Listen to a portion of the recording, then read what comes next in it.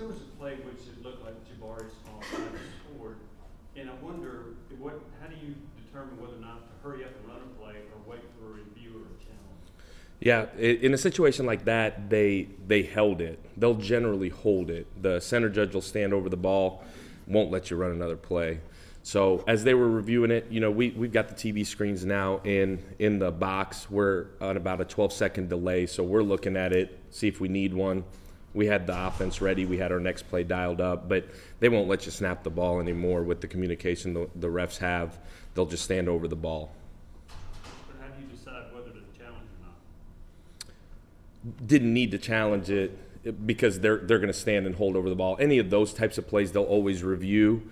And then, like I said, we're on a 12-second delay, so we'll be able to see it. And then we've got one guy designated in the box on each side of the ball that'll tell us, man, it's close. Like, hey, we should, if the end result isn't what we want. But obviously in that case, it looked good. There's enough angles. A game like that, there's enough angles where you can tell. Adam and Patrick. In a lot of games, especially the game the other day, when you guys start, Tim Banks is bringing pressure immediately. Then your offense is scoring quickly. Then Banks is bringing pressure. What effect do you guys hope to have on the opponent in that sort of frenetic pace? Yeah, I don't have a whole lot of control over what Coach Banks is doing, although he's sitting 2 seats over and I can kind of hear it. I'm more worried about the next drive. For us, it's what we do. It's what Coach Heupel wants. It's aggressive on both sides of the ball. That's how we play.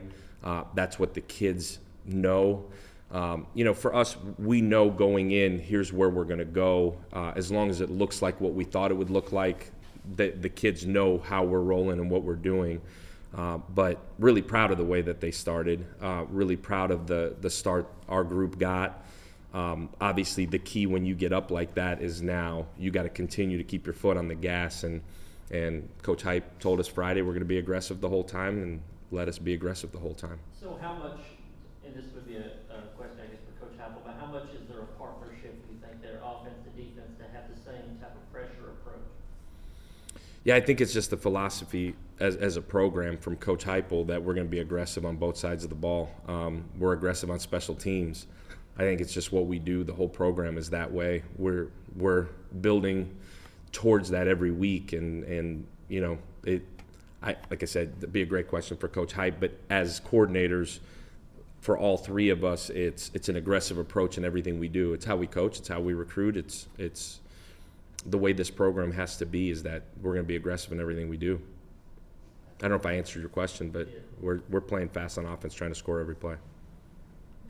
Coach, the Jalen Hyatt catching 5 touchdowns is just a great matchups. Find something you guys like and kept going at it, or kind of how do you get a guy 5 touchdowns against a defense like Alabama?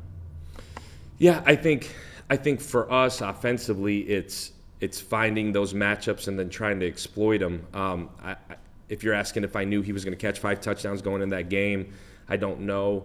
I'm just so proud of who Jalen Hyatt has become. A year ago this time, I don't know that we would have sat here and said he's going to catch 5 touchdowns against Alabama. The growth within our program, I'm more proud of him in that sense than maybe anybody else within our room. Because he took the challenges he was presented with a year ago, most of them brought on by himself, and just kept working. He's the same guy that every evening in the summer he's on the jugs. Every single time Hendon was out there throwing, Jalen Hyatt was who he was throwing to. And so, and I'm not singling Jalen out because Ramel is there and Cedric is there and Brew when he got here, and really that whole wideout group. Kelsey's done an incredible job of taking what we had going and just continuing to build on the culture in that room, and really the culture in all of our rooms.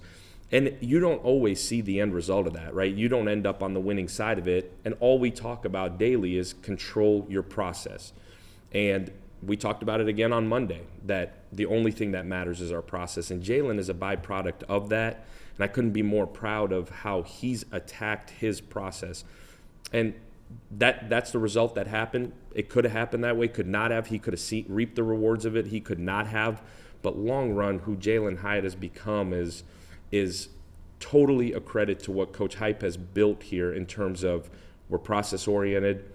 We just continue to plug, and the end result is what the end result is going to be. But what Jalen has done is a true example of what this program, what we have worked so hard as a whole group to build here, which is a process-based program that continues to develop young people. And I'm so proud of him and what he's been able to do. And then you see him at practice today, and it's like nothing ever happened. Like all he's working is on perfecting his craft and coaching Squirrel and coaching Jimmy Callaway and just who Jalen has become. Like if you can have that every day from an entire program, special things can happen. Rob. Coach, I know it's not just you, you're part of the team. How rewarding was it professionally to put up 52 points on that team, 567 yards of total offense, give the stage, give the opponent the mistakes? Yeah, I think just rewarding is a good word.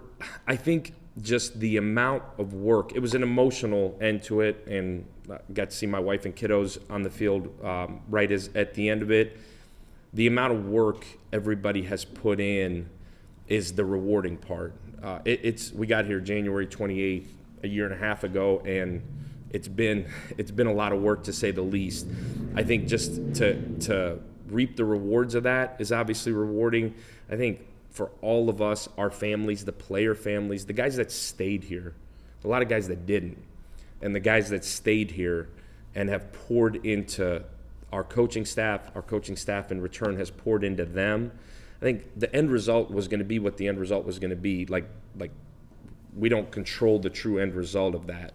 But the fact that our kids just continue to play hard, we played really hard in that game offensively. Our O-line played really hard, our wideouts played really hard, our tight ends, running backs, the quarterback. The rewarding part is that we went into that game and we expected to win. And I told those guys on Friday that you have earned the right to be confident. You earn the right to be confident throughout the week. And how we practice Tuesday and Wednesday and Thursday and Friday and their process leading up to it. And I keep using that word, but like you have to earn the right to win every week. And you earn the right to win every week in how you control your process and how we practice and how we study film and the extra time it takes. There's a lot that goes into a win. There's a lot that goes into just playing a game. And the rewarding part is for everybody involved, including our families. That's why I bring up my family, like to see them and everything they've sacrificed. Like that's the rewarding part. And whoever gets credit gets credit. I don't think it's about any single person, but just to see that stadium the way it was, like these people that pay astronomical amounts of money to come to these games and pack that place out and actually having a real home field advantage, it's rewarding for everybody. But it's an end result of the process that we have poured into it. Our players is where it starts. Brent? Coach, a little bit extra note. You guys have really the last 2 weeks condensed the field as short yardage situations got tight. Why has that been so productive for you guys? Because this offense is so based on spreading everybody out. Why is squeezing it down in those situations been productive for you guys? Yeah, the offense is based on creating matchups. So whether those matchups are spread out or those matchups are tight, it's creating matchups. I think we talked about it in the spring, we talked about it in the summer, continuing to create variation in what we do more so than are we tight or are we wide. Just continuing with tempo to create different pictures. And we've been able to grow in every facet offensively, but that's just part of it is, man, in certain situations, we need to condense it to be able to create some edges. And you saw us able to condense it to go back out and able to condense it to stay in. But it's staying balanced is the key to the whole deal and building from week to week. And, next week there will be a different wrinkle to it, and that's our job to figure out those wrinkles. But we've played tight. We haven't played tight consistently. I think that's been the growth within our offense is the ability to play tight, then play wide, then tight, then wide, and to create confusion in some ways, to create extra gaps in some ways. But I think as we evolve offensively, that's part of it. I know the under center question a year ago, hopefully we've answered that. We took it as a challenge, and we have answered the bell there. But just continuing to evolve and create different pictures for defenses to obviously be less predictable. Last question, It's got to be a UT Martin question, right? Second part of my question is UT Martin. Gotcha. The first part is about recruiting. Obviously, kind of goes without being said that this weekend was huge for you all and recruiting. But just from your perspective, what's it been like the last couple of days hearing from recruits just about the environment and how much has there been an uptick in recruiting these last couple of weeks with wins over Florida, LSU, and Alabama? Yeah. You know, those young people and their families that were there on Saturday, I think similar to the Florida game, and in a lot of ways similar to every home game. You know, when you sell out the Akron game, that's a statement. I think when you've spent the last 18 months selling something and then they get to see it, that's monumental. I think kids want to be a part of a winning program. It's one thing to sell it; it's another for them to actually see it. But it's been a lot more fun to make those phone calls.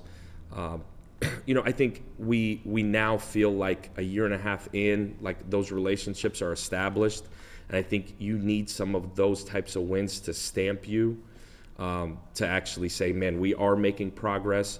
We're the same football team we were, you know, before the season started in terms of who we are and what we're about and the culture that Hype has set here. But I think just seeing the end result has certainly helped, especially locally. You know, in Tennessee and Georgia and Alabama, some of these North Carolina, like the local states where the attention has been so big. But obviously we got to capitalize and we got to continue to play well, and that it's not just, man, we're on a hot streak. Like, this is who we are as a program. We need more talent. We need to fill the roster out. We need to replace key positions as we go. I think kids understand that. I think it's been monumental. UT Martin.